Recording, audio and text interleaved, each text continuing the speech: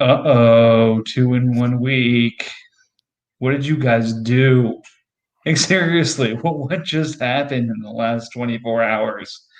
We were just going to do one pod this week, and then between noon and about midnight and noon, the laws of dynasty leagues were replaced by just awesomeness. Some somebody left their drunk child in front of their web browser to make trades. Was it me? Was it Panthers? Was it Broncos? I mean, hell, there's a good chance it was all three of us. But hey, Oh here we yeah. are again. We have been more of a rotating cast this time than last night, but an emergency podcast based off of some pretty league changing trades that happened. Um, this morning, and then also going to get into some of the mock drafts that Bengals and I have put together, and then continuing our division by division previews. We started with two AFC divisions last night, so we'll pick two random NFC divisions tonight. Maybe we'll pick the ones that RJ and I aren't in. Maybe we'll pick one of the ones that we're in. Who knows? Anyways, it's Vikings. We've got Titans, aka Luigi, on. I think he's putting the kid to bed, so he'll be jumping on a little bit later as we get into this. And of course, we've got RJ, who is quickly becoming the co-host here, with Chris kind of going absentee. RJ, are you ready for that level of responsibility? Oh yeah. I'm not going to be doing much else with my team, so I need to criticize everybody else since at a certain point my team will become stagnant and terrible. You heard it here first. Well, RJ did promise to become unhinged. I think cooler heads are prevailing after this morning. We were able to get immediately on the airways and talk about this. But two really big trades by Panthers last night. I guess not last night, this morning.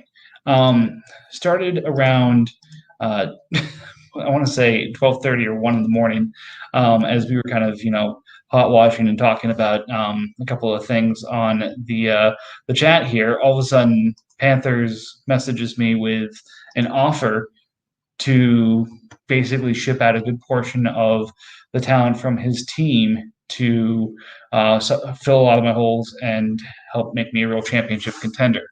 In in what he got back, it was a lot of young, cost-controlled youth, and almost all of my picks except for 102. Looking at it, I finally accepted, and it got processed about 7:45 this morning. So the deal itself was Vikings giving up KJ Hamler, DeForest Buckner, Quinnen Williams, the 132, the 215, the 314, Texans 22 first, the Vikings 22 second, the Panthers 22 second, and the Vikings 22 third.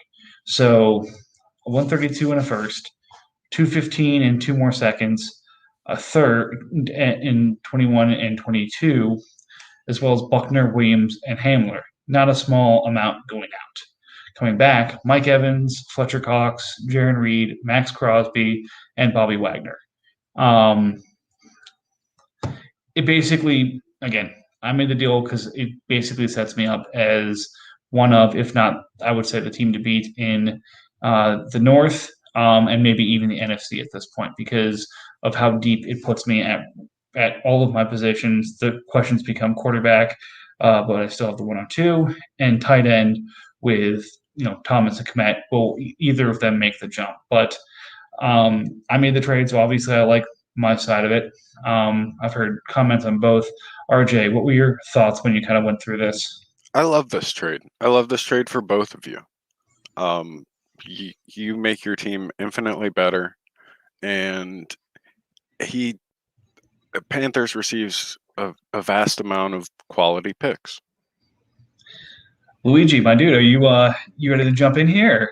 Yes, sir. I am here. All right. What do you think about this? Well, man, I'm going to be perfectly honest with you. Originally, when I read the trade, when I first woke up this morning, I thought to myself, so Mike got a free Fletcher Cox and Reed and Crosby and Wagner because I thought to myself, I don't know if I'd make that trade for just Evans. But the more I thought about it and the more I broke it down to myself, I love the trade for both sides. I really do. Because like RJ just said, Panthers gets younger, he gets picks, he gets shots in the dark. He loses a lot of salary, so he can, in free agency or make other trades to get better players. No, and you're absolutely right.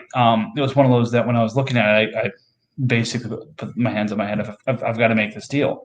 But then going through it was actually with Falcons earlier today.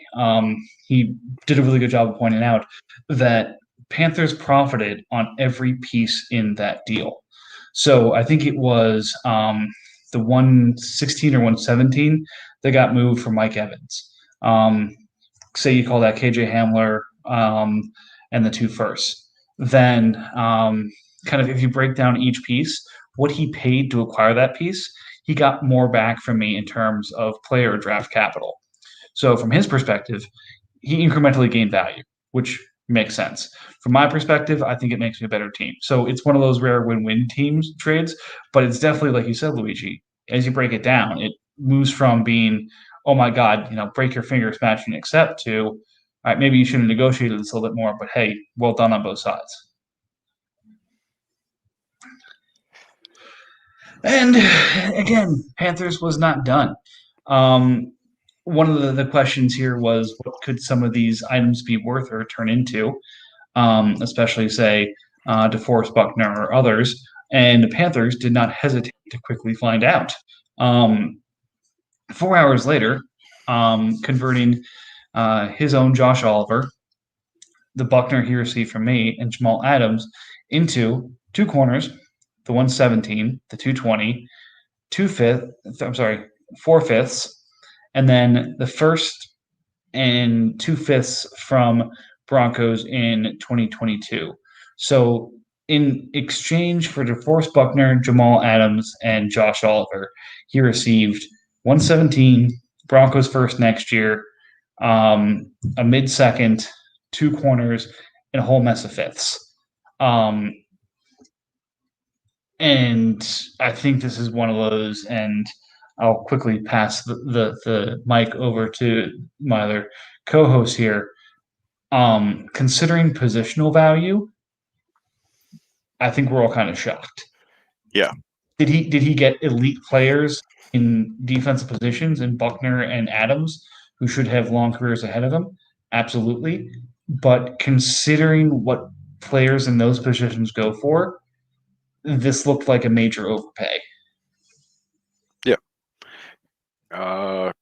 Congratulations. If you assemble the rest of your team properly, you'll be the 7th seed with the highest scoring bench in league history.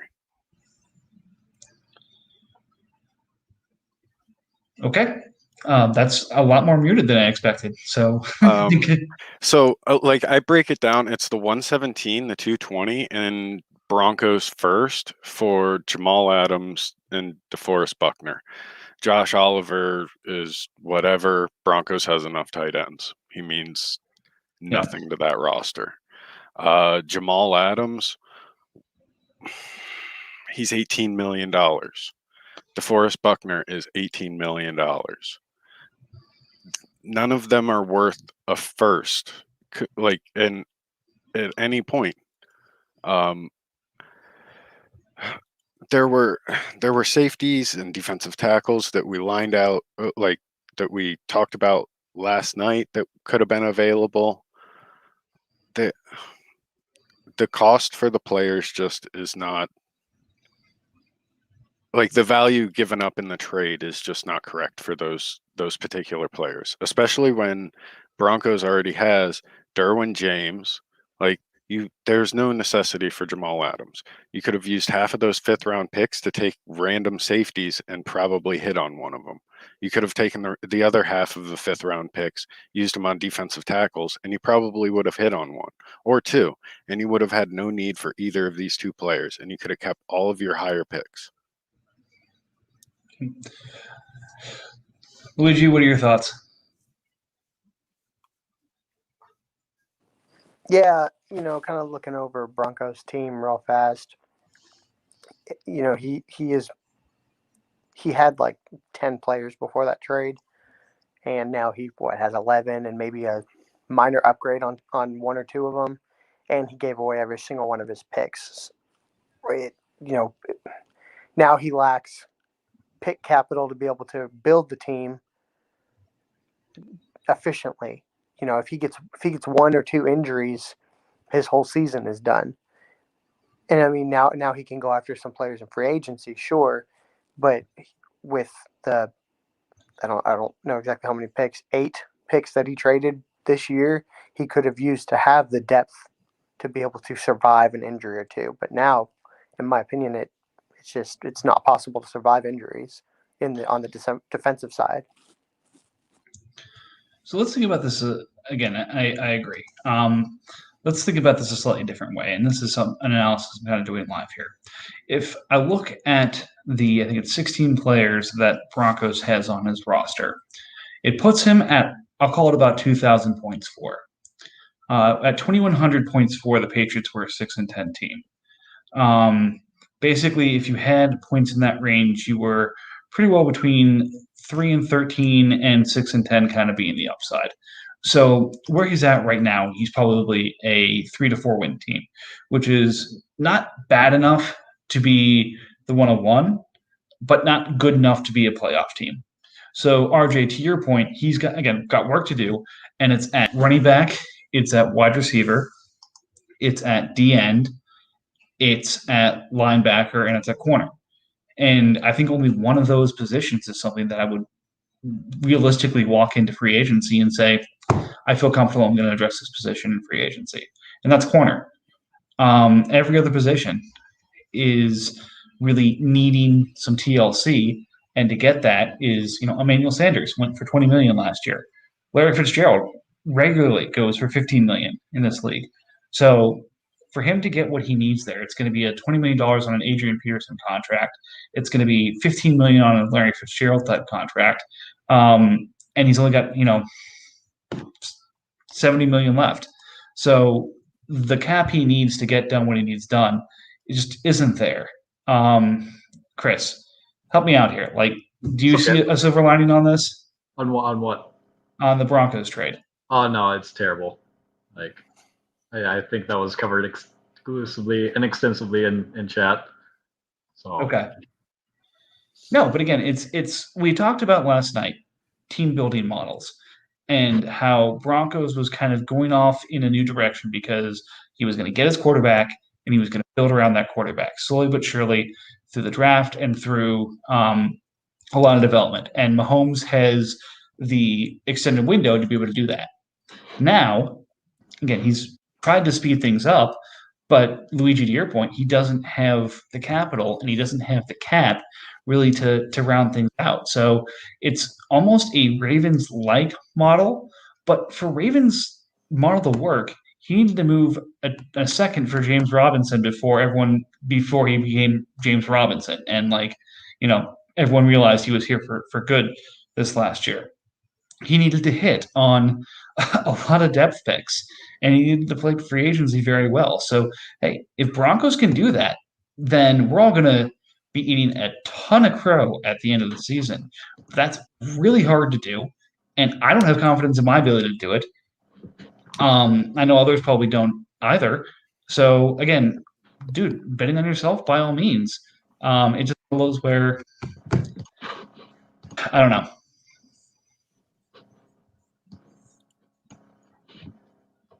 Any other thoughts on either of those deals? I honestly, the worst part of it as well is the fact that he's risking so much and gave away his 2022 first. So if he doesn't end up being a playoff team and ends up being a 3-win team, he gave away a really high-end first for defensive players that aren't going to produce at that level. Yep. All right. So let's jump into some more fun things. So since we've got Chris on, Chris and I put together our first set of mock drafts. Now that we have a first round, and we know that this order is going to change many, many times, and who's picking where is going to change many, many times. we figured, hey, let's take a first shot at it and continue to update this as we can, and we'll go from there. So, Chris, you got yours published first. What were the picks you really liked, and what kind of surprised you about the process? Um, I'm actually surprised. First off, I'm surprised we got this done today because I've messaged you about this on my way to work this morning. I'm like, you know what? We should do mock drafts. And you're like, yeah, that's a great idea. I'll do it today. And I wasn't planning on doing it today, but it ended up fitting in. I didn't go into as much detail as you because I didn't want to figure out trades. That might be for a future one for myself. So ours differ there. Um, I actually was pleasantly surprised with some of the value picks that I see in running back and wide receiver. Again, knowing nothing about NFL landing spots to this point, but as I looked a bit deeper, I can make a case for a lot of shots in the dark at this point for offensive positions, especially at running back and wide receiver in this draft.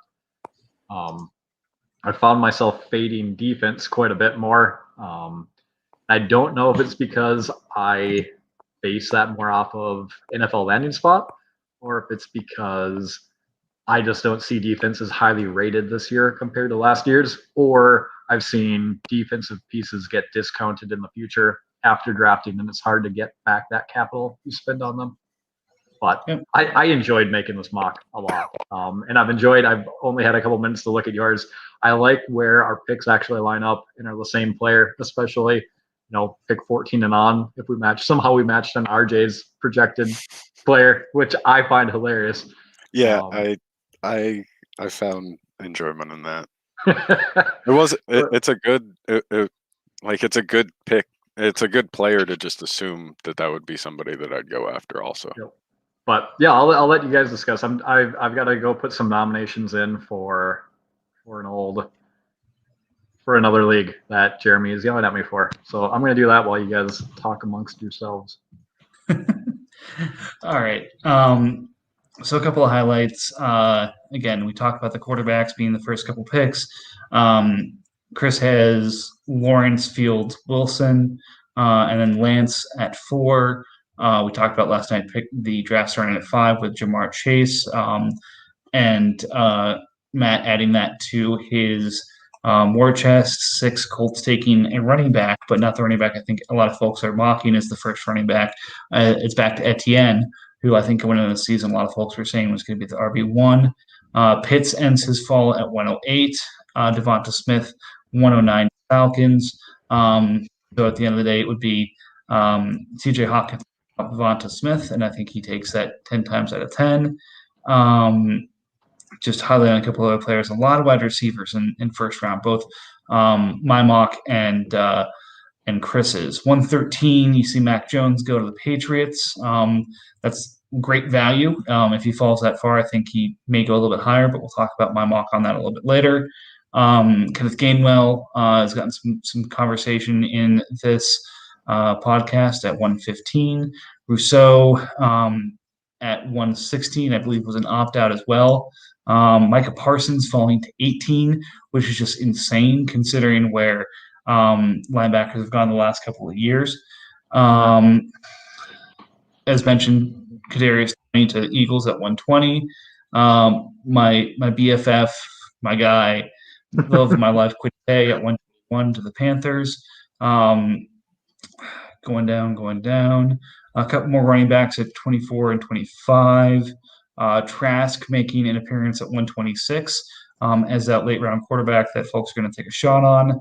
And then last pick of the first round was the second tight end for Pat Freiermuth out of Penn State. RJ, outside of kind of the stuff I kind of highlighted there, what were the picks that you either liked or thought were completely off the wall? Okay, so am I out of yours particularly? No, out of Chris's. Out of mine. You went out through of mine Chris's. first. My Yep. apologies.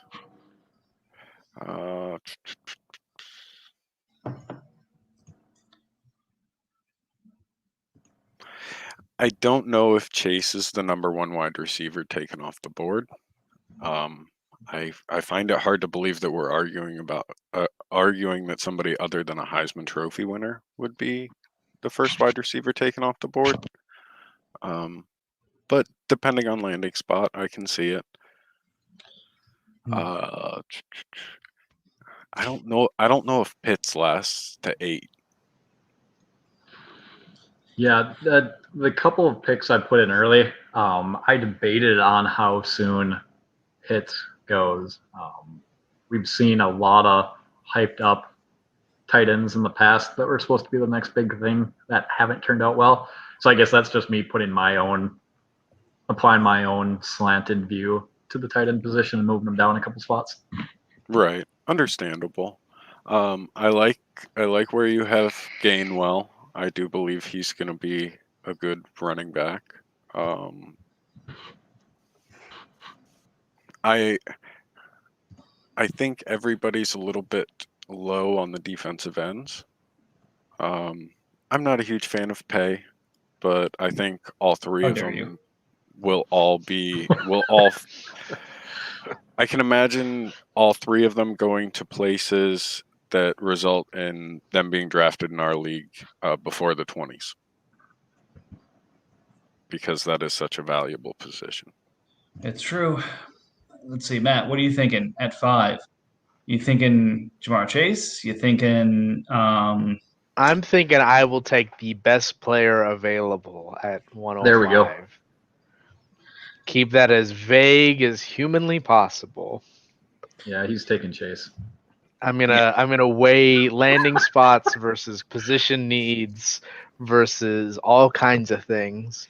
Realistically, there's a high likelihood I won't be able to take who I actually want to take at 105, just based off of landing spot and position need. But we'll see. It's the 105, dude. If it goes quarterback the first 4 picks, like you literally can take whoever the hell you want. Oh yeah, no, I can. But I gotta consider how my team is structured. Yep. Just don't take Quiddy Pay, or else I kill you. I mean, I'm not taking defense. I will tell everyone right that I am not taking defense at 105 if I pick at 105. It will not be defense.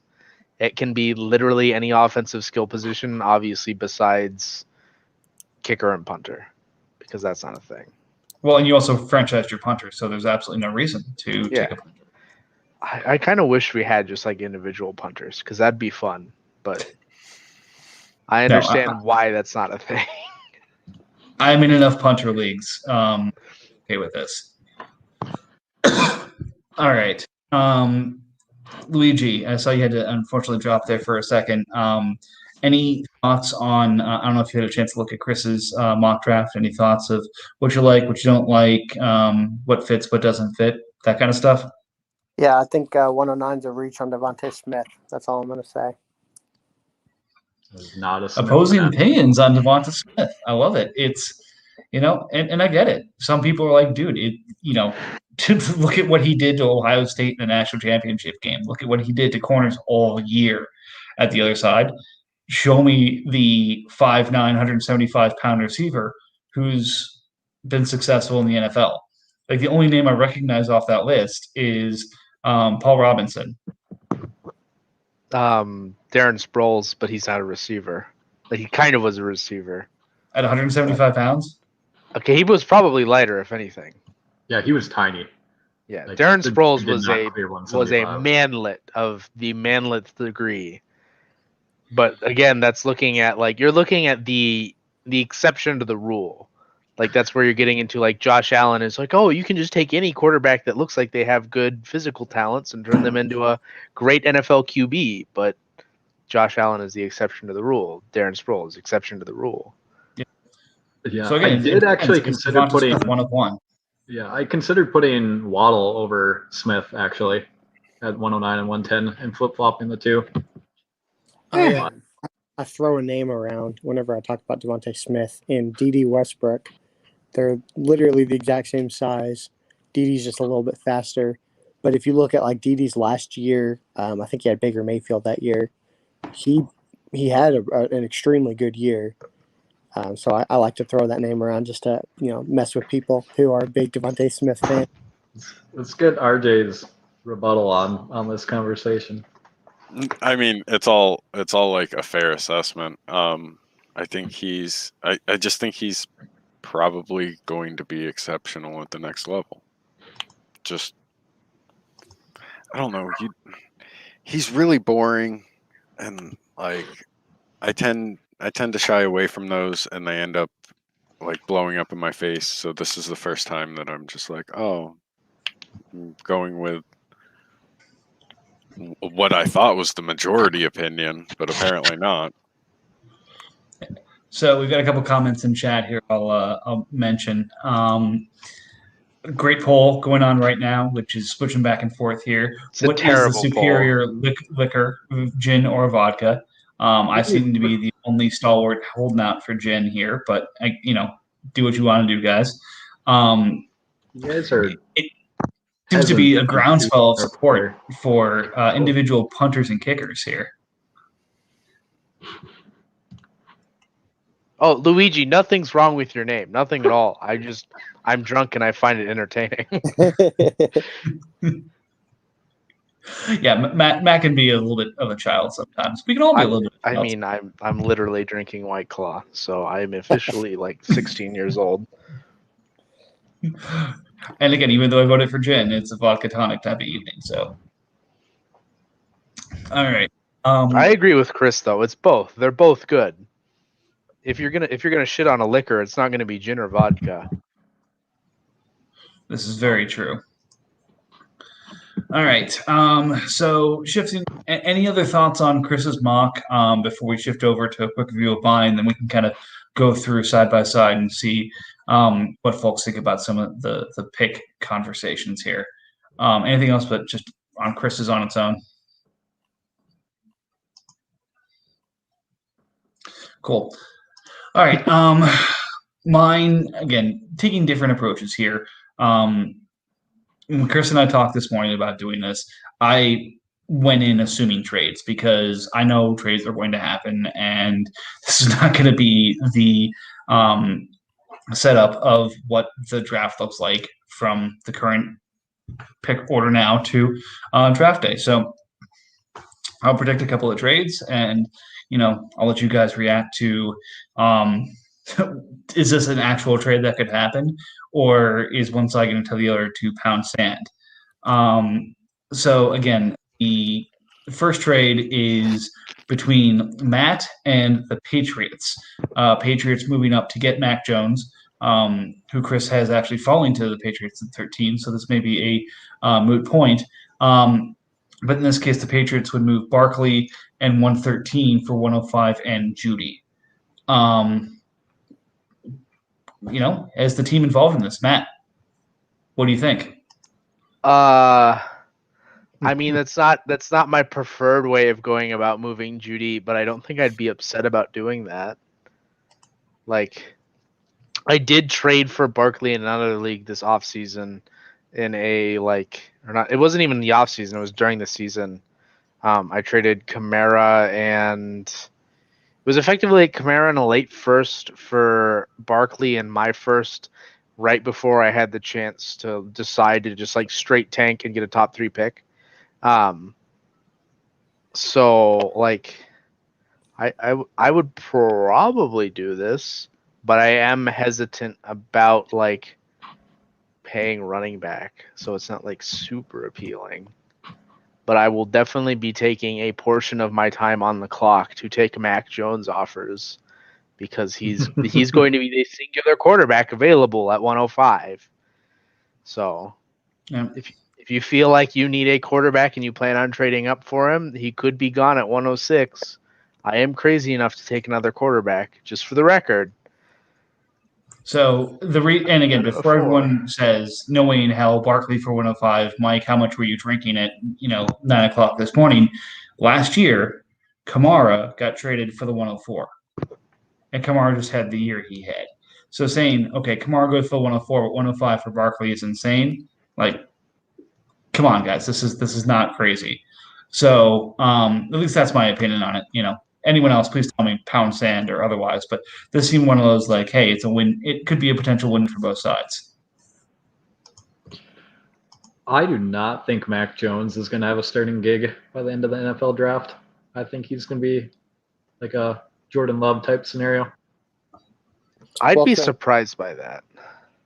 Well, Chris, as a New England Patriots fan, I hope you are dead wrong, because I hope it is the New England Patriots in the NFL draft. I'd be surprised.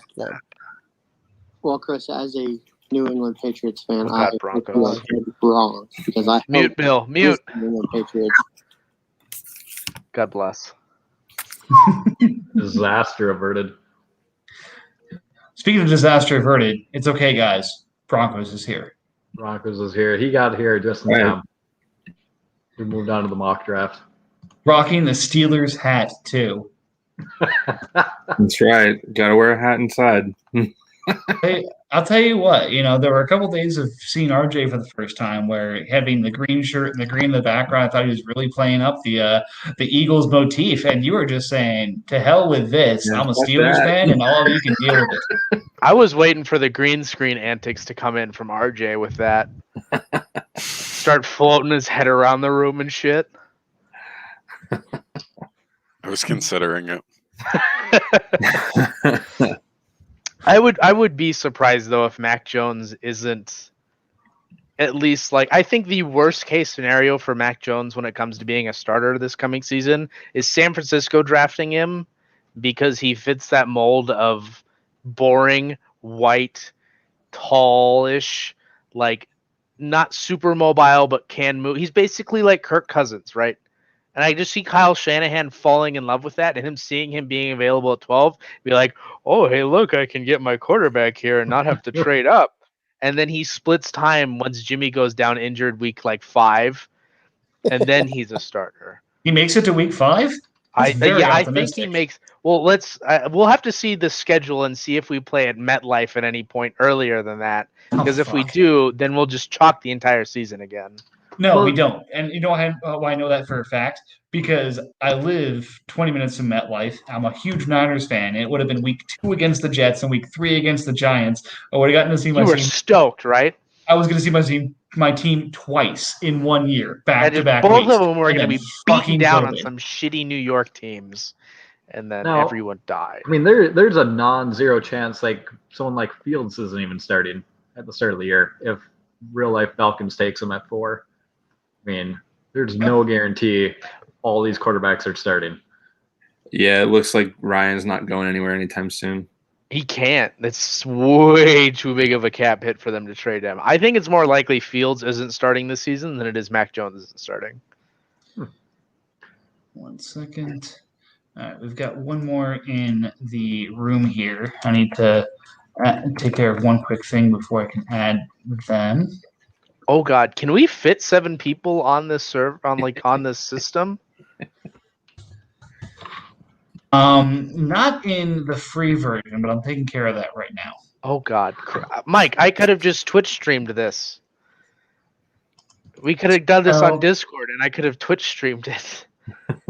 Oh, you said the trigger word.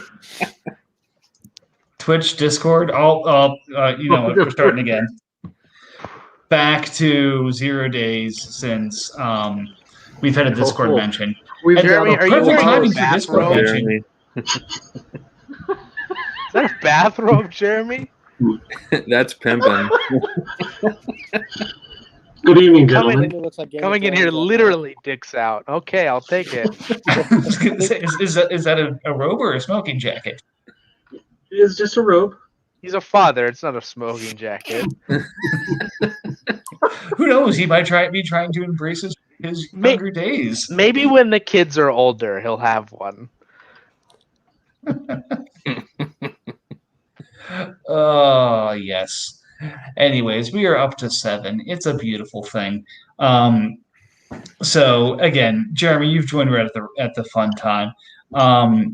The fake trade included in my mock that we're talking about is the 105 in Judy for 113 and Barkley.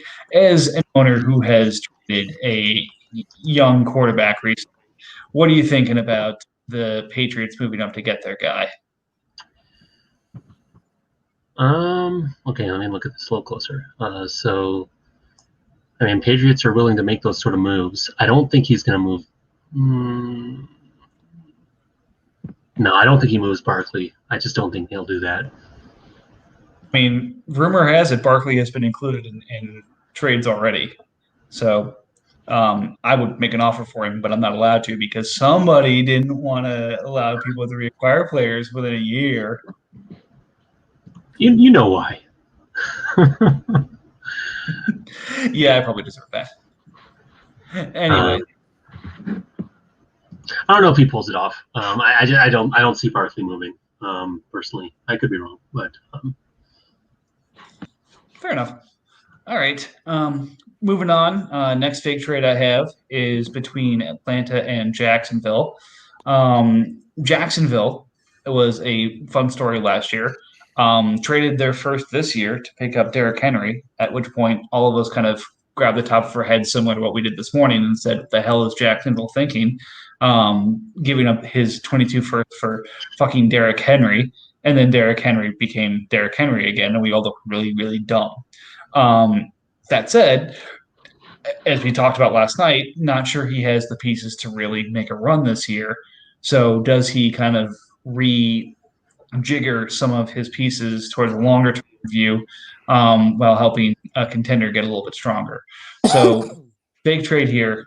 Joey Bosa and Darius Slayton, the 109. And with the 109, he selects Kyle Pitts. I know you guys had some thoughts about Pitts making it to 8 for the Rams. So I'm having to make it to 9. So, first set of comments, let's talk about Pitts making it to 9. And then second set, is this enough or does the other one side tell the other to go pound sand? If Pitts gets to 9, he's definitely going at 9. But I don't know that Falcons would trade out. I know that when I made the Hawk trade, that was pretty much his contention of I need to be able to get Pitts if he falls. Whether or not that changes, I have no idea. But that was the initial discussion point. The thing I've run into in trying to move Judy is that a lot of the teams picking in this group after me haven't even mentioned Pitts in like their interests of like players they're looking to acquire. Like, well, isn't he being rumored to like be a wide receiver now? I mean, he won't be. He'll be a tight end, but he's a move tight end, so he'll effectively be a wide receiver, but he'll be a wide receiver in the same way that Jimmy Graham was a wide receiver in New Orleans. Right. So like in trying to move Judy, I've talked with a lot of these teams, and not once has a single one of them that has mentioned players mentioned Pitts. So I don't know if that's everyone is literally just like holding it to the chest that like they secretly want Pitts, and they're hoping they just, if they don't mention him, I won't take him at 5. That maybe it's something like that, or they assume like he's just gone before he gets to them. But he's been the one player that has just been absent from any. All right, hold on. My. Hold on. Trade just happening. Let me review this and then process it here. Fucking process it already, goddammit. Process this. Look, Sulu, fucking process the trade. This is kind of fun having knowledge that nobody else has. It's because I said it. It's because I said it.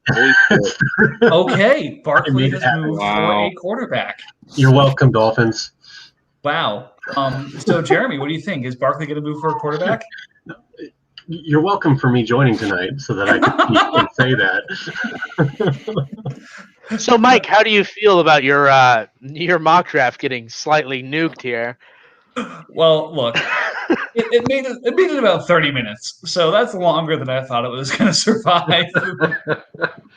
Well, Mike did have a point in one thing. Patriots did end up trading Barkley in order to acquire a quarterback. So, yeah, that's right. Clearly, I have a 7 cents on these things. I love that trade for the Patriots. I apologize to Bill for all the terrible things I've said about him today.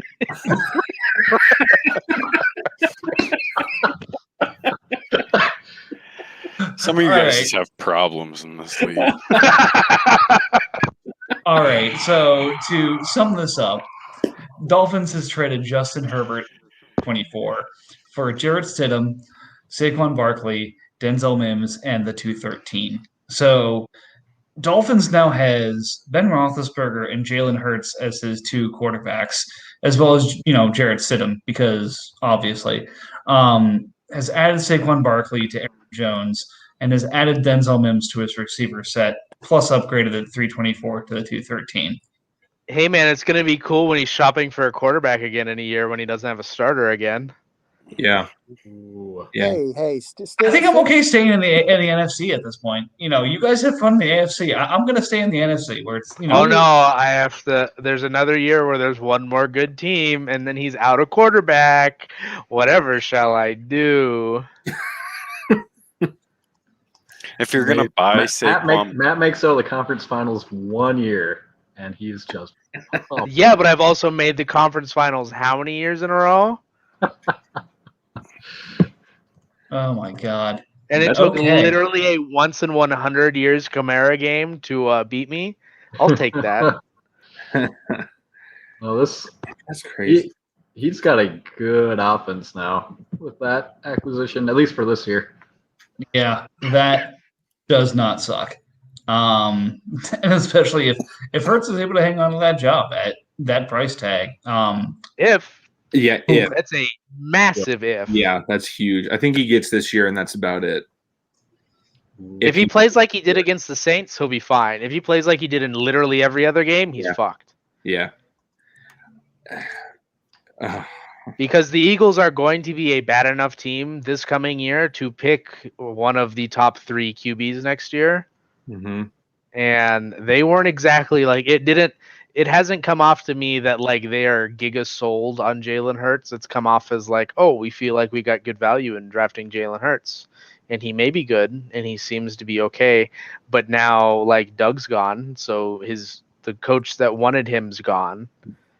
So like what happens now when this new coach comes in and decides like, you know what, Jalen will be good enough for this year, but if we're picking in the top 3 or 4 next year, we're just going to take one of the Rattler or Howell or whichever one of the QBs they decide they like. And then Ben's gone next year, more than likely. So yeah, I mean, if they're in the top 3, it's on Hurts anyway. He deserves to lose his job. Yeah, but Dolphins is so scary for this year. So see, this is what it's like to be the NFC. Welcome to our nightmare, motherfuckers. It's fine. He's in a different division. Matt will end up playing him because I'll get the number 1 seed. He'll be fine. Meh.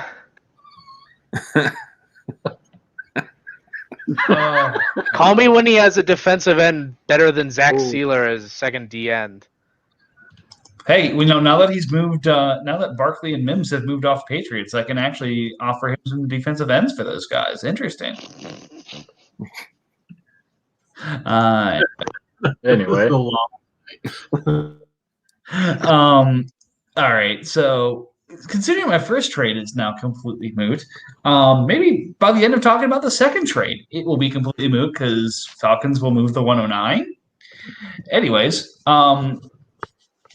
do you see the 109 moving if Bosa and Slayton are the return? No. Brett's too boneheaded. He's too hard-headed about those things. He will feel like that is not enough for 109. Yeah, Slayton doesn't do anything for me.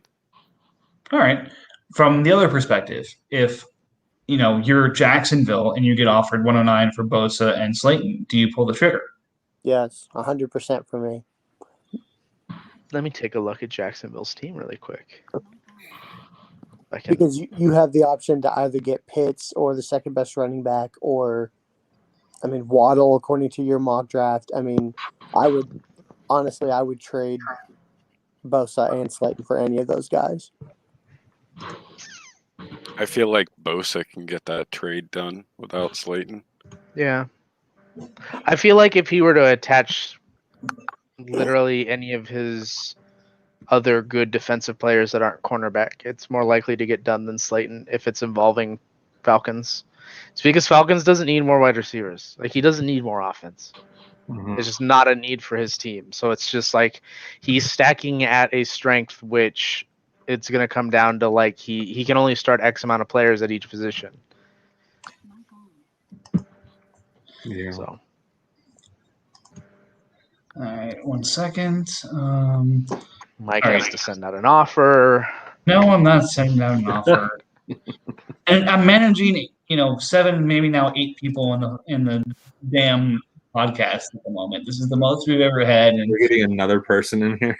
I'm loving. It's gonna be. Is it Brett? Is it Brett? It's gotta be Brett. Of course it's Brett. So. Bring him on. Of course it's Brett. Too boneheaded below me, Matt. Suck my balls, Brett. Be fun. All right. Oh man. Doesn't take long to get to our next trade.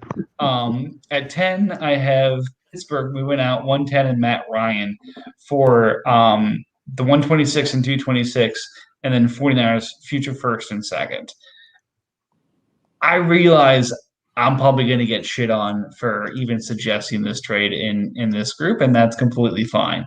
But considering last night we were looking at some of these teams and saying how hard it was going to be for Falcons to get out of some of these contracts, like this doesn't feel as insane to me. Again, I'm happy to be in the minority, but what do you guys think? Have I completely lost my mind?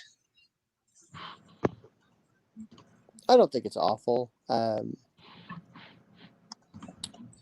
mean, what are the odds that 49ers ends up being a bad team? I haven't had a chance to look over his team, but I mean, it's interesting. It's interesting to say the least. What are the odds that 49ers ends up being a bad team? What did you say? Brett, what are the odds that 49ers end up being a bad team? 50-50. I don't know. Off the top of my head. What an answer. I'm glad that you all saw me join, but I didn't actually get added. So really, it was just I just had to listen to all of it. All right, this is the first time I'm dealing. Again, I will have to take a screenshot to show you guys here. There's normally just a bar here that has all of the people on it for me to add or everything, and this now added a second bar that I'm learning new functionality as we go here. So pardon me as I continue to grow in my hosting duties. Anyways, Luigi, I apologize. I cut off your explanation. No, you're fine. So let's say 49ers ends up even being a top 15 or bottom 15 team. I mean, honestly, I would love the trade then at that point. He looking at his team right now, he doesn't have a quarterback. He's got one decent starting running back, in my opinion. So I would like that trade for Pittsburgh to make the trade of trading the 110 and Matt Ryan for the 126, the 2021 first and the 2 seconds. All right. So likes it for Pittsburgh. Okay, so maybe I completely lost my mind. Anyone else? I guess it kind of depends on the Steelers owner and how much he wants to continue working on this rebuild. It's been a long road since our former commissioner left that team in its shape that it was in, and it's gone through half of an owner, and then this one has had it for a while, and I don't know how long somebody wants to put into a rebuild. It's been 2 years now, and then with this trade, we're putting it off another 2 years. That's hard for a lot of owners to try and commit to that long of a rebuild. And sometimes it's just like, I've been in this league for this long, I want to actually do something now. And so that's where I see the line coming, if they want to keep pushing it off, or if they just want to actually play now. Come join me in the 3-year rebuild, Kyle. Come join me. I think the bigger question mark there is, like, if you're the 49ers, you're looking at the rest of the NFC, and like, unless you just decide, hey, I'm in a weak division and I want to make back my buy-in, like, is there really a whole lot of point in trying to make this move? It is like, tricky. Does this make you better than Washington football team, Falcons, Vikings, even like the second tier teams like the Bears? Like, does this put you above them? Are you going to be pushing yourself into that upper category? Or are you kind of just saying like, hey, I can make this move. I can lock myself into winning my division for at least a year and maybe next year. And then like you make back your buy-in and you're happy. But then what? Yeah, I get what you're saying. I feel like Matt Ryan would just be like a do what I can and hope for the best kind of situation. Well, is there a benefit in being, a borderline playoff team and making it in? I mean, you need to make it in to have a shot, but what are the chances realistically? But what else do you do? Is he in a position where he wants to blow up the entire team? I don't know that he's in that position. So what do you do? You just keep trying, but I don't know. I'm not exactly the guy to ask about trade values, I guess, in this room. But what? but no, you have trade values. You do have. They exist. They're there. No, I don't know. I think that I mean, like my stuff aside, like it's just a matter of what you're looking at. Like the Niners is not in the same position that I am, to where I can do pretty much whatever I want and take whatever road I want to do. Like they have to make a decision and stick with it. But like Nick Foles isn't going to do anything. I mean, if he wants any shot, he's got to move for somebody. And he has so many young, talented players on the team that, I mean, his linebackers are young linebackers that he's going to want around for a while. So I don't know that he's going to get the value for them if he tries to sell and tear down. So I think he's in a weird position where like making that move, it helps him lock in like winning his division, because it's a relatively weak division, sans any crazy moves that are made. I feel like it locks him in to win that division, but I also feel like he could make less expensive moves and end up in the exact same spot. Speaking of less expensive, he's got $90 million in cap space. So, well, I mean, just like picks wise, right? Yeah.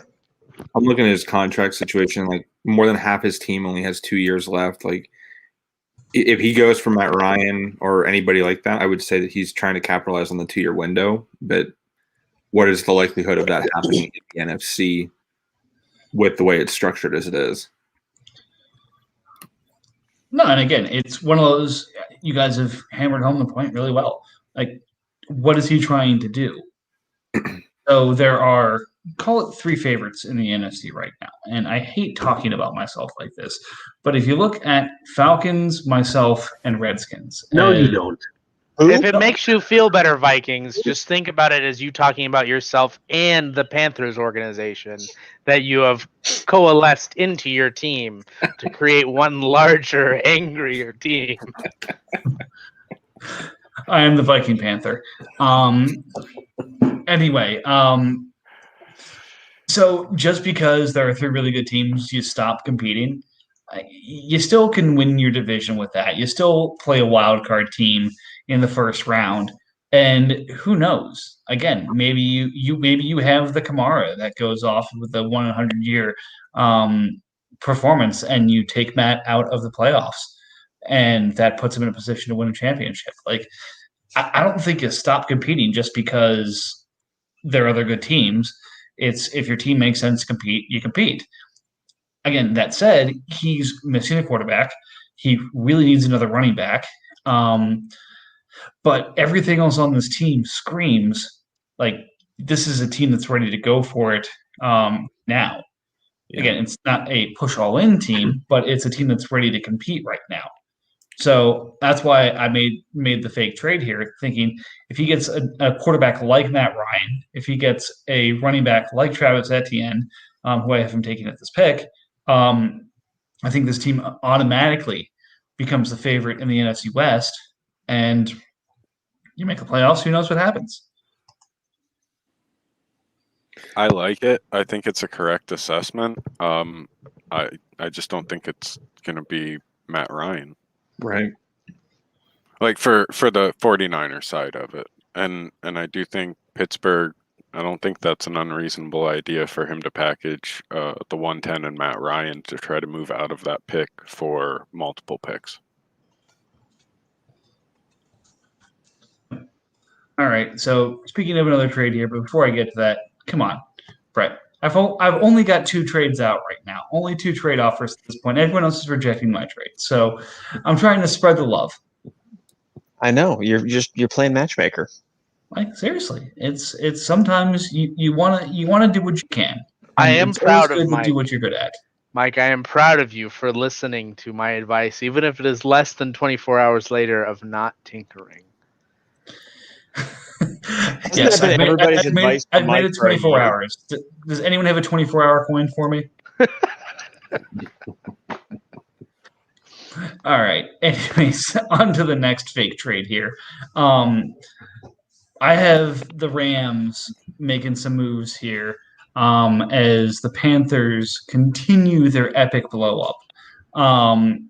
This time, taking the 111 and Tyler Boyd and using it to pull back 2 22 firsts and a 22 second. I'll be them late, but continuing his stockpiling of picks to support his rebuild.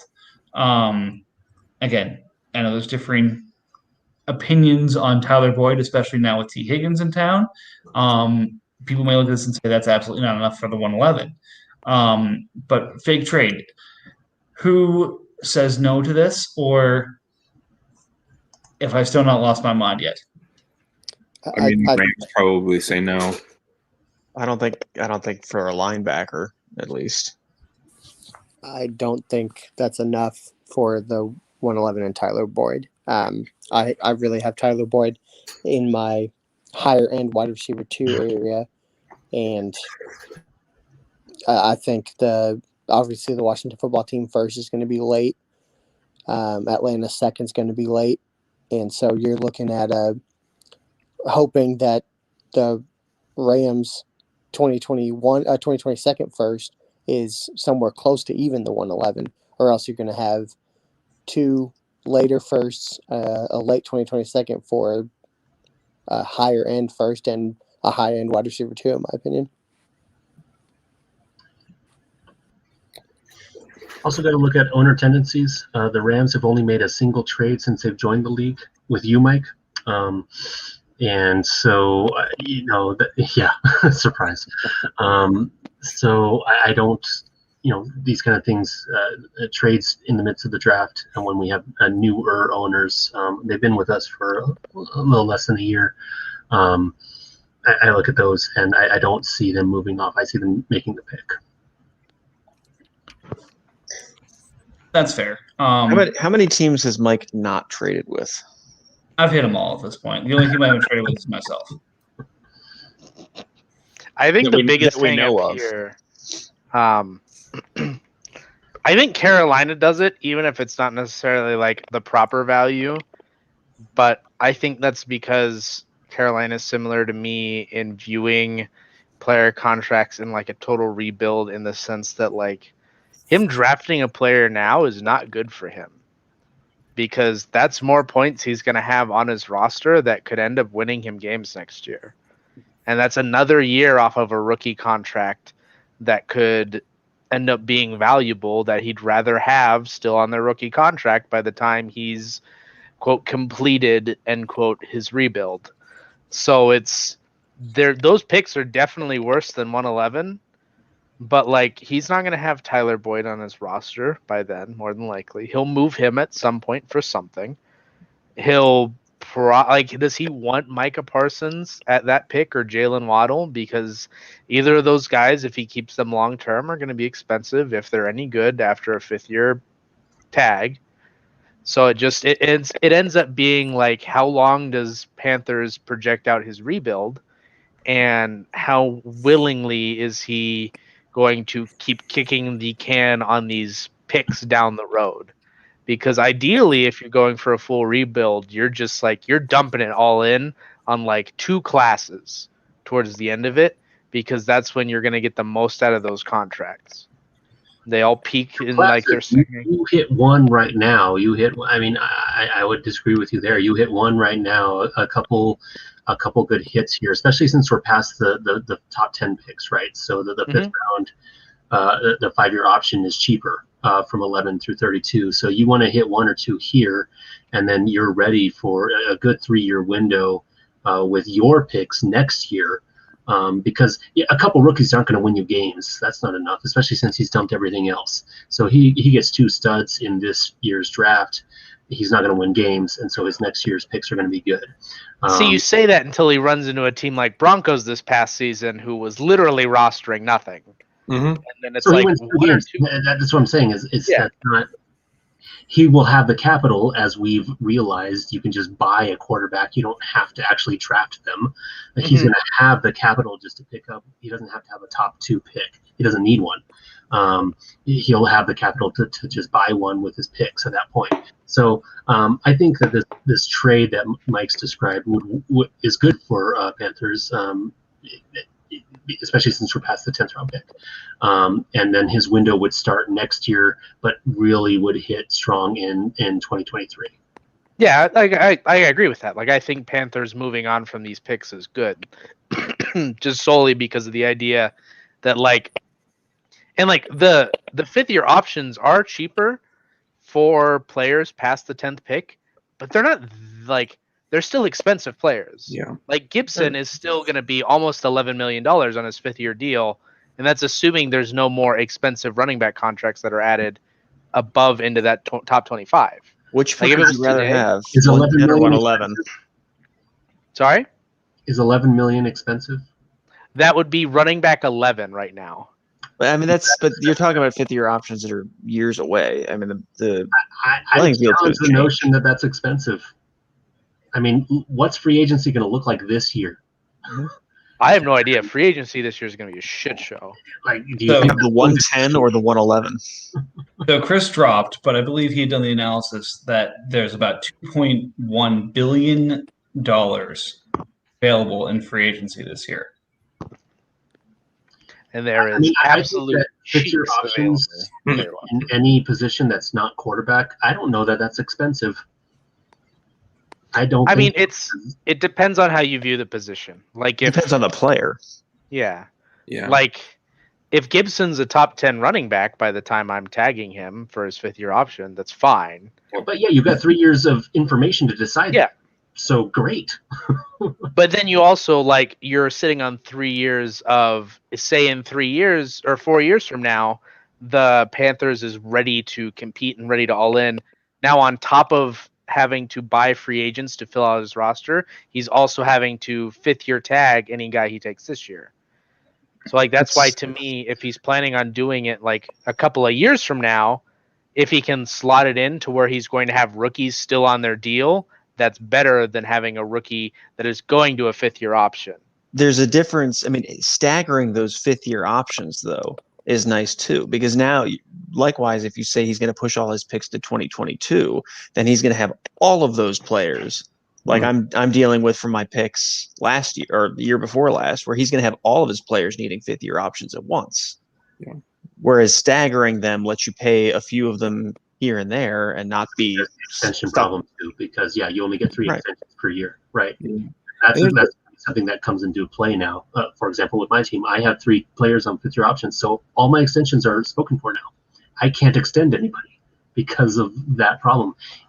So you almost want to stagger it, like Brett's saying. You want to stagger it so you have extensions for the other guys that you happen to hit on, your 3rd-round picks, your 4th-round picks that happen to have worked out, and you want to extend them while they're cheap. Realistically, you extend those guys earlier, though, don't you? If you have extensions. Years and the extensions, but if you have the years, because there's a reason we all wait till the 2nd year to extend, right? Because you don't want to fill up your cap of years before you have to. So if you're trying to use your extension when a player's on 3 years, that's not quite optimal. But now we're going to run into a problem with 5th-year options. Now we have to start considering, I don't have enough extensions. And I have to plan that out several years in advance. So, Jeremy, just to clarify what you're not be following. I think I'm following what you're saying, but just to make sure that everyone's understanding when you say that extensions are spoken for. So you've exercised 3, 5th-year options.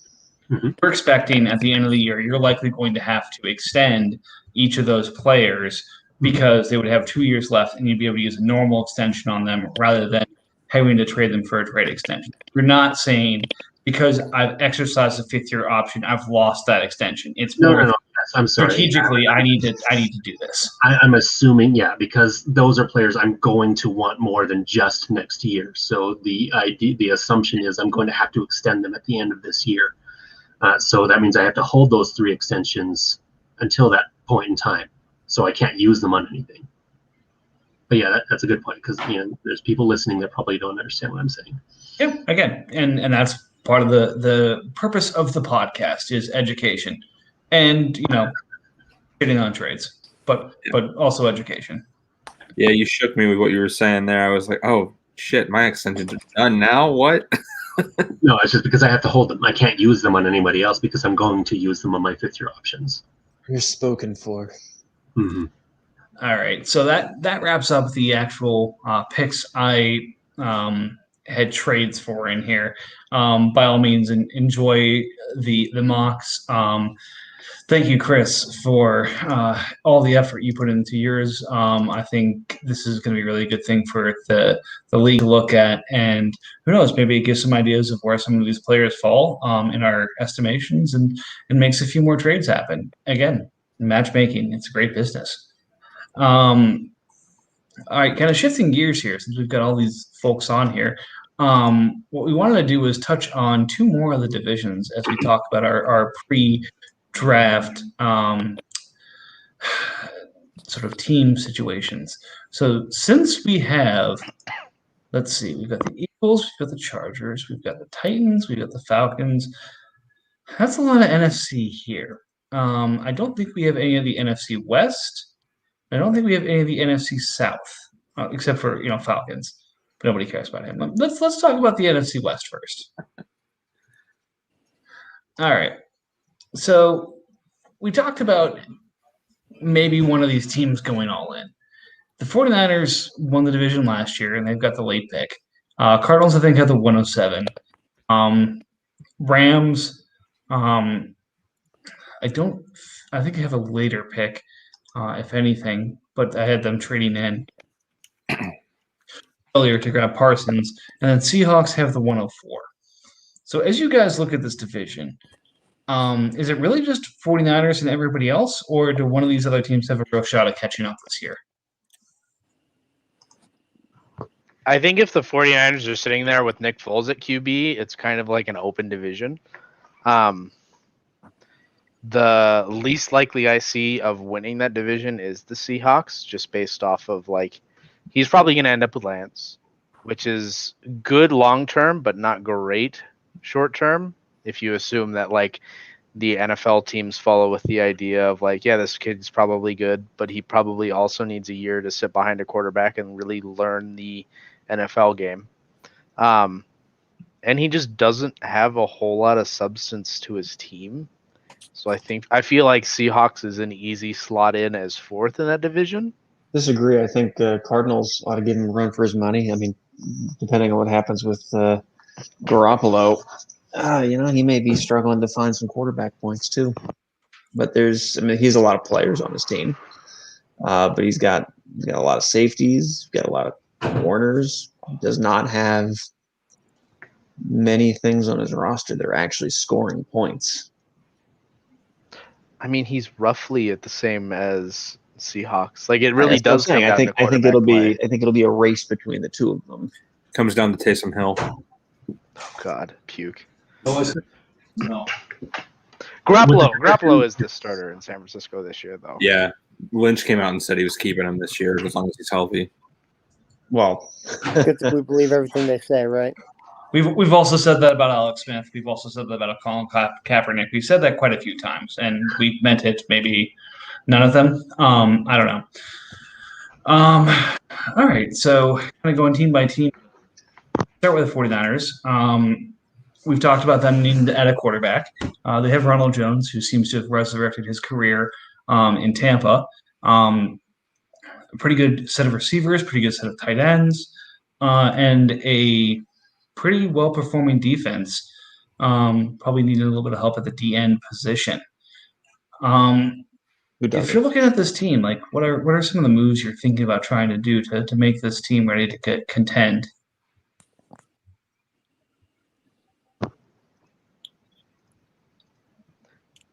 honestly, I'm looking at Marlon Mack, and I know, obviously he was hurt this year, tearing his Achilles, but I'm pretty sure he's a free agent this year. And there are some places where he could go that he could slide in as an RB2. He's not a bad running back. He was actually performing extremely well before he got hurt.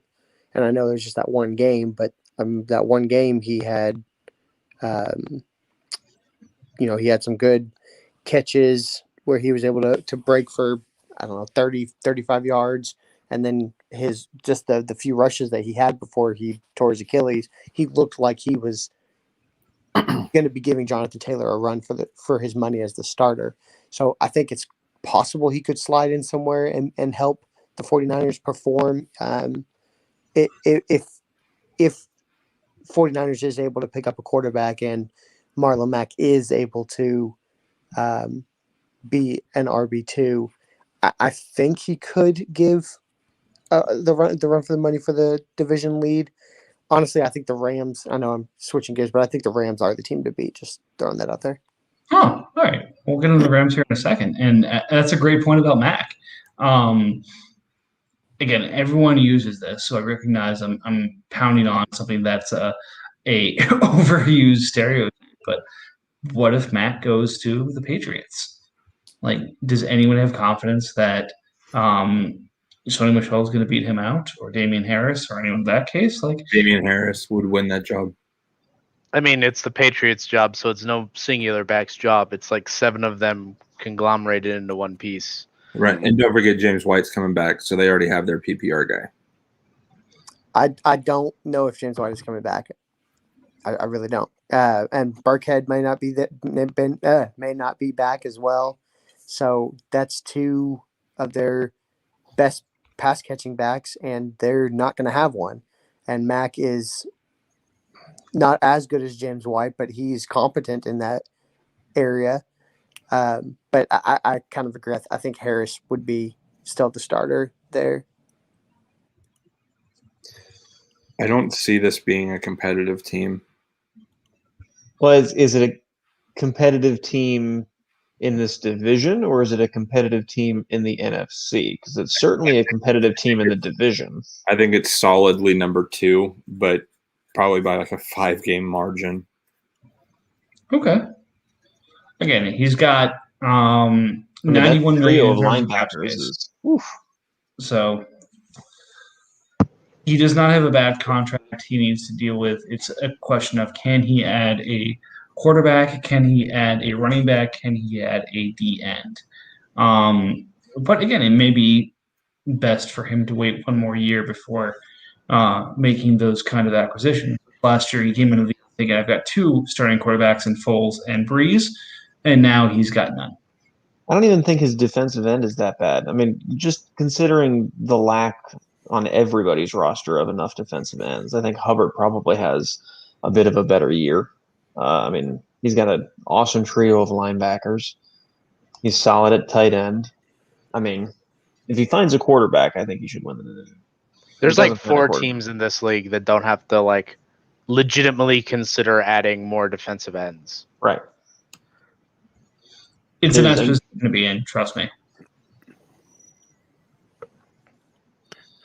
I don't think it's really a question of how good the 49ers are. It's how bad the other 3 teams are. So I would expect him to probably just win the division, win the money, like win his entry fee back, and just go from there. And also going back to tendencies, because the other 3 teams are all newer owners. The Cardinals took over last year, so did the Rams, and then the Seahawks just joined us recently. So these are teams that are probably going to be reluctant to make bigger moves, make trades. And so it's basically what you see is what you get. 49ers have been with the league since year 1. So they know a little bit more about the ins and outs of it and free agency and how everything works. So I think if you just take that into account, it's the 49ers are going to win the division. Unless one of the other owners kind of changes gears or surprises us.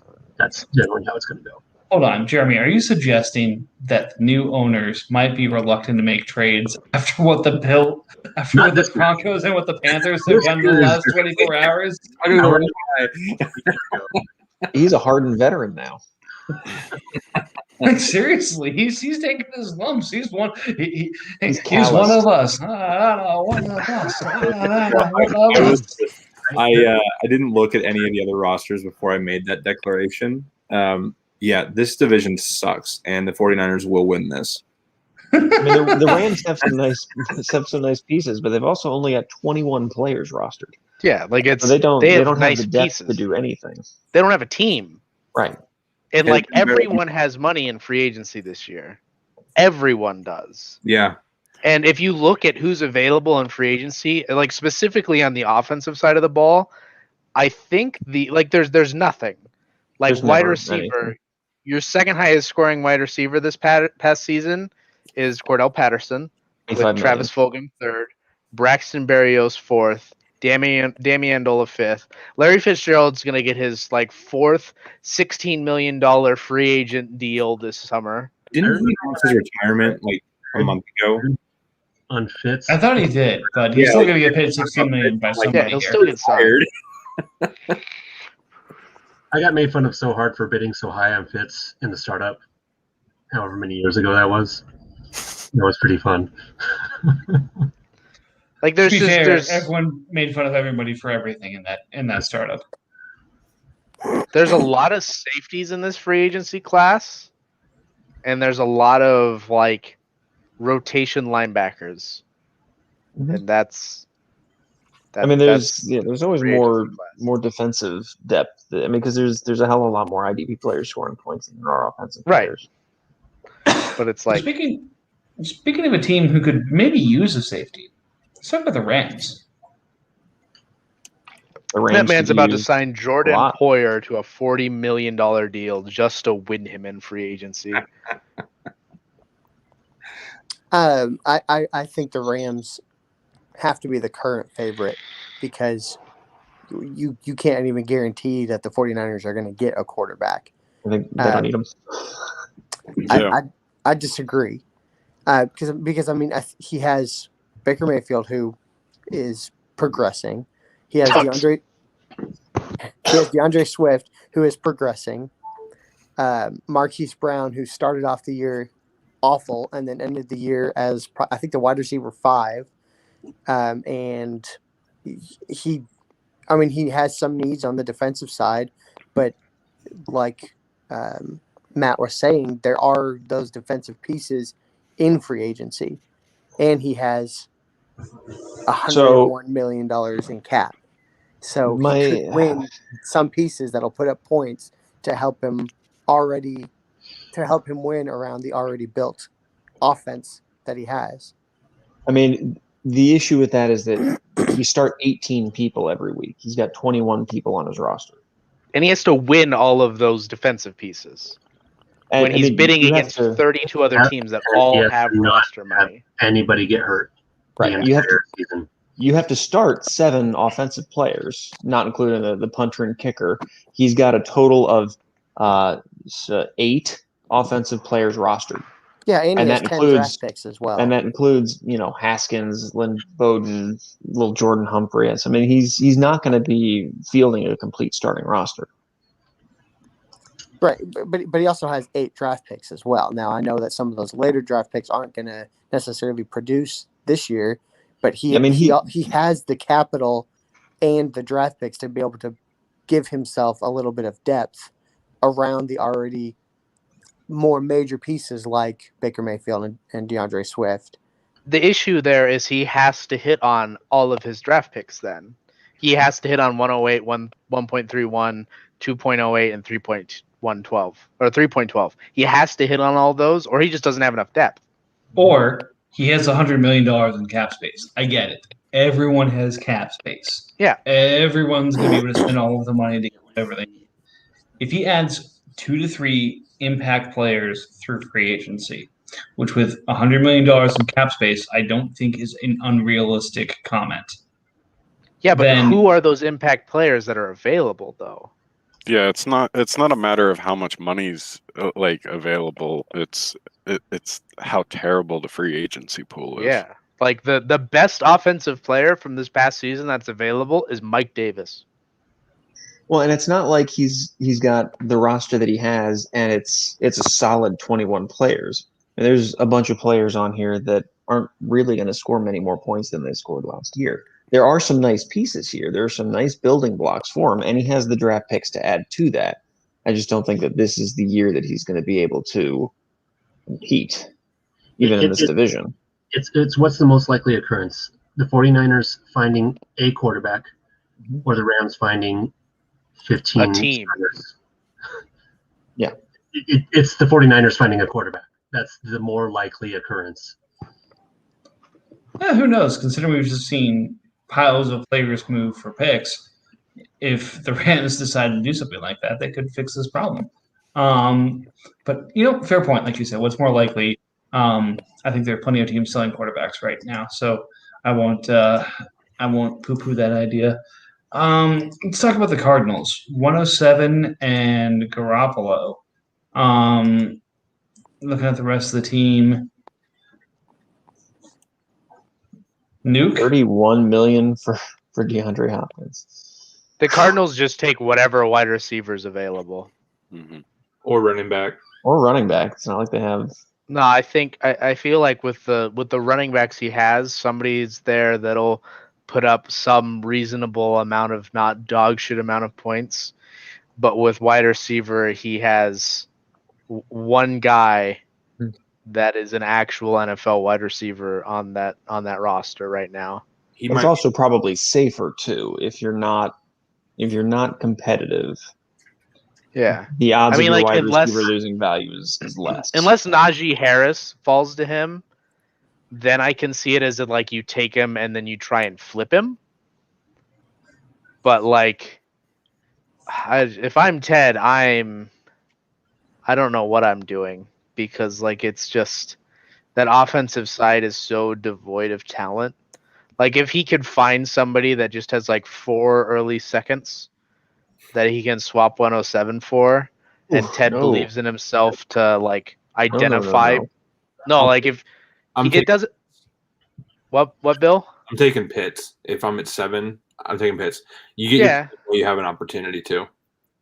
Yeah, to an extent, yeah. But I feel like, I don't know. It feels so bad there. Like you're adding one guy that's probably going to help you, but he's not going to help you enough to do anything. I don't disagree that a trade down and accumulating more picks would be good for Ted. But 107 for 4 early seconds. Ooh. I'm thinking like 4 top 10 seconds, where there's still dudes that are available that can contribute. You're defense, and that's not where his need is. His need is offense. You don't have to take defense there. Gabe Davis was a third round pick last year. Yeah, but your hit rate is so much lower. Correct. It depends on if Ted believes in himself to be able to hit on those guys. If he feels like he can hit on all 4 of those picks, it's fine. If he doesn't, of which he probably can't, then you just hard pass on it. You just take your guy at 7 and you roll for another year. And I mean, trading down is fine. Just pick up a couple later firsts if you can. I mean, you take the guy and you can trade him later. You can trade him for next year's 4 seconds if you want. Yeah, that's the guy. That's the only reason he takes a running back there, is if he finds a guy that he feels is going to have like equivalent value to like a Barkley or a Kamara. Like if one of those guys is sitting there somehow and he can then flip him next year for something, because we just saw Barkley go for Justin Herbert. So like he's not going to get that, but he could get something like tiered down from that. That'd be good for him, because Jimmy's not there at QB in San Francisco in 2 years. I mean, one of those 3 top running backs will be there. It just depends on how you feel about Williams, because I'm guessing he's going to be the one that's there. Yeah. Luigi, I'm loving it. I'm loving that you're sending offers as we're doing this, because that's the right way to want to talk about it. do the pod. No, I mean, look, we're talking about teams, we're talking about players, and this generates ideas, and part of this is executing on those ideas. So I love it. Now, look, this is a team that either needs to break down 107 or rebuild. Garoppolo's not going to get you what you think he's going to get you right now. So where's the point of inflection on DeAndre Hopkins for $31 million? Again, a lot of teams have money. I think what was it? $25 million is what Allen got locked up for. So does the 112 get you DeAndre Hopkins? Well, it should. Again, I know Giants has the 112. Giants isn't making a move for DeAndre Hopkins. I get that. I'm trying to think in terms of what's that inflection point because of the contract. Like, what would a contender who has some decent cap space have to do to say, this is a team that's building. What can I do to take DeAndre Hopkins? That contract sucks. How about 117 and a 2022 top 10 pick? If only. Who would have something like that? You know this is the Panthers. Like, this has got to be a Panthers situation coming up here. He has all these assets. If he wants these guys, he can do exactly what I did. I don't know. I don't think he will though. I think he's going to let this one sit. I don't think he wants to push his bullets in the middle yet. I could be wrong. I mean, shit. He's got the cap or whatever the hell. He's going to make some moves because he has too many years tied up in picks. Yeah. So he has to. He's going to do something. Well, yeah, his moves will be consolidating those picks when they're it'll also be giving 5th round picks 2 years or something. Maybe he'll trade 4 seconds for DeAndre Hopkins. What was that? Still too much? I think he's still too. If I'm anywhere close to being a contender, like you were saying earlier, can win my division and win my money back, or DeAndre Hopkins is that piece that could push me into the playoffs, I'm probably trading the 112 for DeAndre Hopkins, even though that contract is not the greatest. If it would help me get to the playoffs, I would do it. I mean, we're starting to realize too, I think, that that's what I was trying to bring up earlier is what is expensive. Everyone has so much cap space on this FA, the free agency that's garbage. So what's expensive? Is a 30 million wide receiver expensive? Maybe positional, right? Because I mean, the gut reaction earlier for me was it's $20 million each for a defensive tackle and a safety. If it was a $20 million or even a $32 million wide receiver, I guarantee you it would be a different reaction.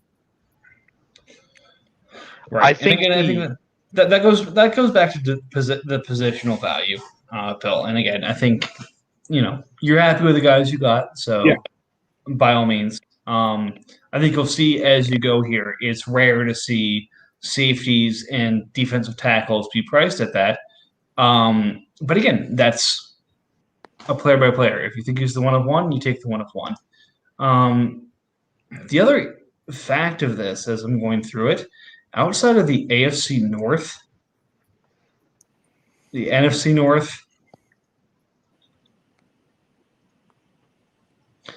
is there a division where there's not kind of the clear team that's expected to win the division and everybody else?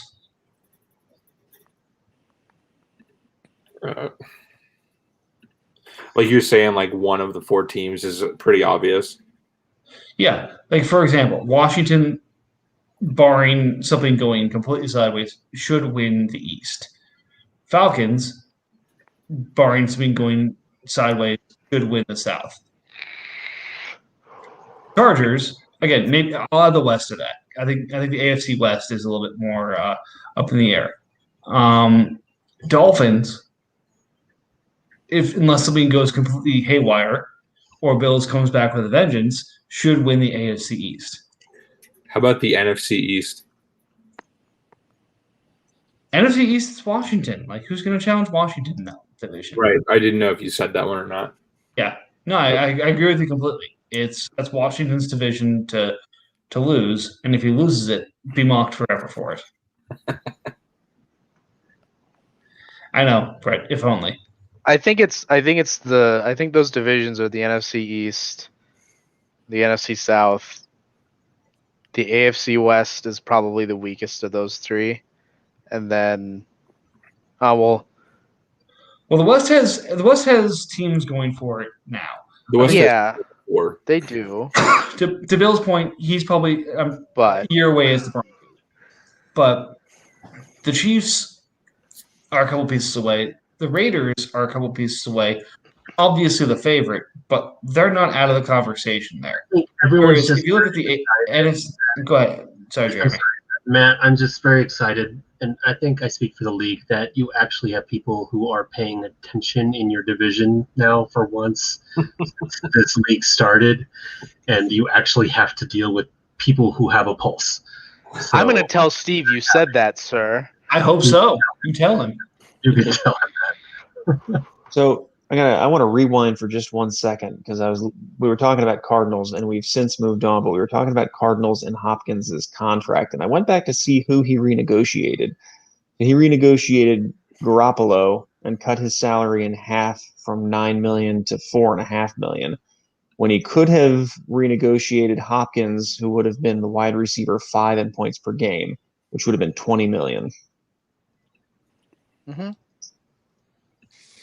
So yeah, Evergreen lesson, He's learning. ladies and gentlemen. Once again, Brett dropping that knowledge, and I appreciate you doing so. Be wary of your renegotiation and make sure you're getting the most value out of it. It's a great chance to drop salary, but B, it's a great chance to too. So make sure you're taking the right guy and make sure that you're getting the most out of these extensions and renegotiations. It's a reset button on contracts. Yeah. It's a critical component of this league. I mean, even for a really good player. If we didn't have that, I'd still have a $40 million Cam Newton right now. Yeah, like it is so pivotal for you to know when and who to use renegotiations on. And it isn't strictly just you look at who is your quote most overpaid and saying, oh, I'm just going to slam this dude with a renegotiation. It can also be used as an extension for a player that you've just had to extend like the previous year that has now been bumped up because, say, they were a first-round pick. They're now going to be based off of that first round, that 5-year tag. Maybe they're not quite, like if they're a top 10 pick, they're getting a huge bump in their salary there. Maybe they quite aren't at that top 10 value, but they're in those low teens. You can renegotiate somebody back down into those areas to where you've got them at their actual price point. Yeah. All right, maybe we'll just leave it as one division this time because we're at 90 minutes and we've talked about 3 of one division's players. So maybe we'll just do one division and finish out the NFC West here. So let's talk about the Seahawks. Set at quarterback for the foreseeable future with Taysom Hill. Good running back situation with Edwards-Helaire, Edmonds, and some depth guys. Deontay Johnson's been quite solid, but the rest of the team needs a little bit of help, especially on that defensive side. So with the 104, the prevailing wisdom is he's going to take a quarterback. I guess maybe Taysom Hill isn't the future for him, but as almost the first step of his rebuild. So I wonder, looking at this team, would you stick with the 104 or do you move it and look to get your quarterback next year? So for me, it entirely depends on what happens in New Orleans. Does Breeze return? Does Jameis get the job? Does Taysom get the job? Like, who is Taysom the starter? If that happens, I'm pushing that pick or I'm taking BPA.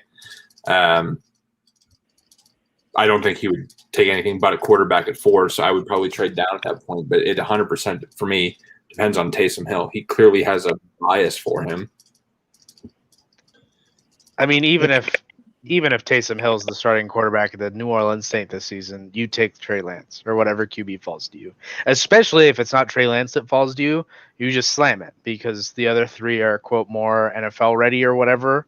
So you're making value there, and then it doesn't fucking matter what Taysom Hill does because Taysom Hill isn't a quarterback. He's a tight end that they have play running back and wide receiver.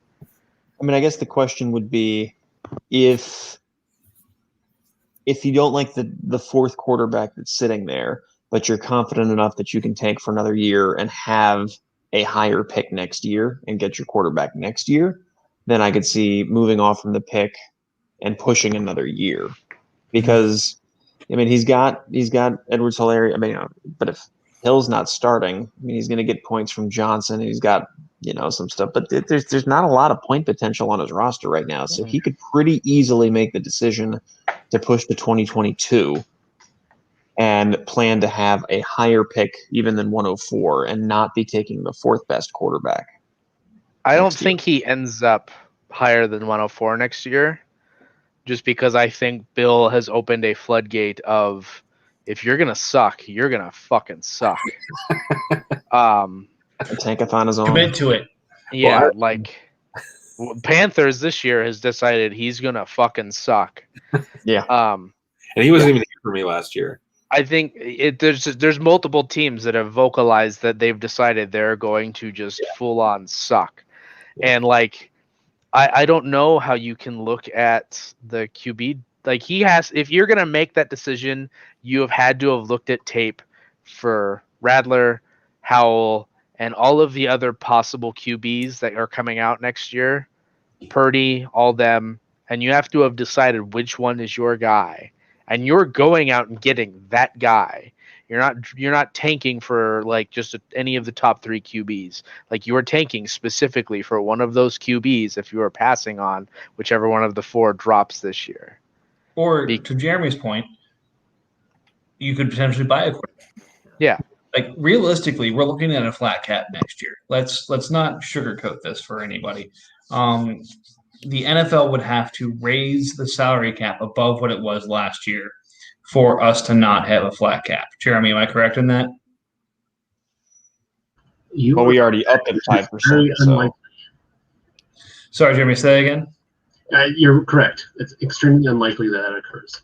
So again, that would mean last year it was at 200 and something, and this year it's a floor at 180. So we're looking at having to do probably something like a $30 or $40 million increase, which would be close to a 20 to 25% increase in the cap from one year to another for us not to have a flat cap. So let's just assume we're going into a flat cap situation next year. What does that do to a lot of teams who are doing fifth-year options, who have 25, 26, 30, $35 million quarterbacks? Teams are going to have to make some decisions next year. And if I need to add a quarterback and I am a team that's building, I want to build all the pieces around it and then get my quarterback. You have to be ready for it. It didn't factor into my decision to get Mahomes in any way, but I'm happy that I have him because I know that I'm going to be stuck with nothing next year. I have a shit ton of salary and minimal guys, but I know this is happening next year already. I don't have to worry about value positions. I don't have to worry about any of that shit. I just have to figure out a way to find a receiver. And a running back and a couple other things. But yeah, we've talked about it. So I won't hammer that point anymore. We've already done that. What? Oh, but my point is you have to be prepared for it. If you're going to own a $35 million quarterback going anywhere past this year, you have to just plan for it. You have to be prepared to either suck this year and next year, or especially next year, or try and fail and recoup too late, basically. On that point though of just buy a quarterback, a quarterback has to be purchasable. One of them has to be out there for sale. The Herbert situation's weird because realistically Dolphins had 3 QBs that are expected starters for this season. If we asked anybody in the league prior to tonight which one we thought he would sell, I don't think any of us would say it's Justin Herbert. I offered 101 for that guy, and he told me you can have Hurts. Yeah, but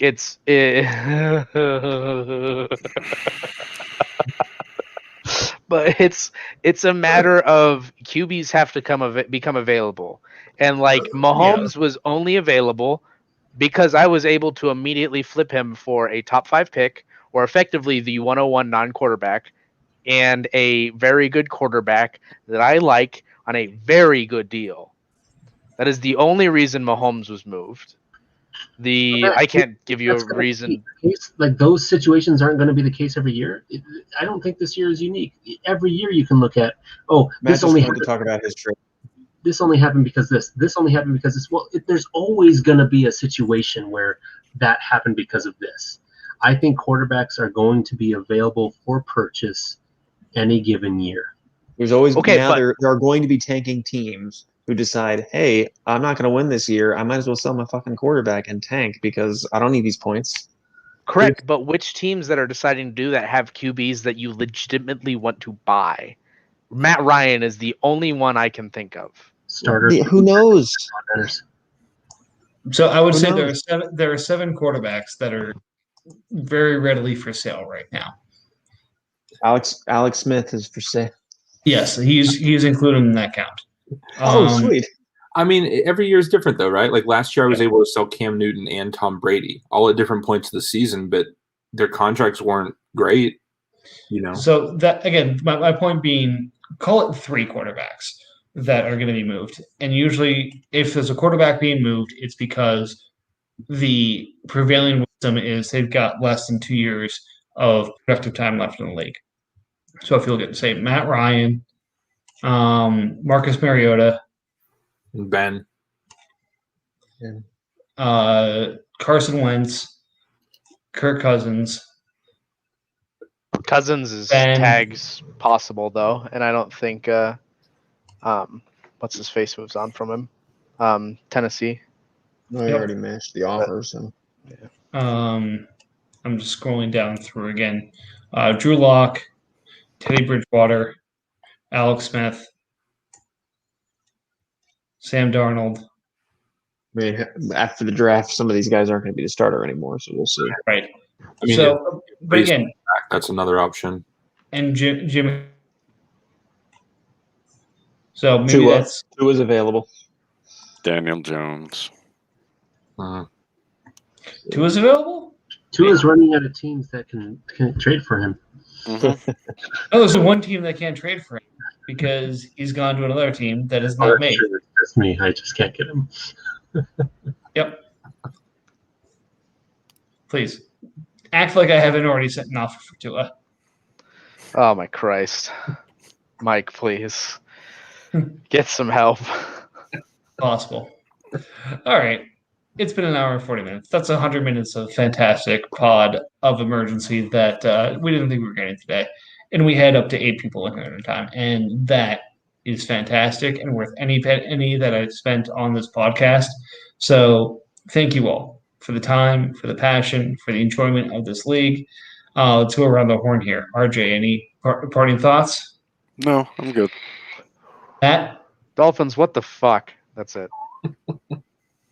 Bill? No, I guess just wait and see, fellas. Jeremy? I would say Lions get in the game. Seriously. And Mike, you can take the cost of upgrading this out of your winnings for this year. I hope so. I don't think I have a clear path by any way, shape, or form, but I'm happy to be in the conversation. Y'all are going to beat the shit out of each other in the NFC. It's going to be beautiful. It's going to be a wild story. Anyways, hope everyone's enjoyed the pod, and we'll see you guys. It may not be next week. Maybe it'll be the week after. There's been a lot of stuff happening, so we'll have to figure out whether you guys are going to force another emergency pod or if we have some time off. Anyways, thanks for joining, and we'll talk to you guys later.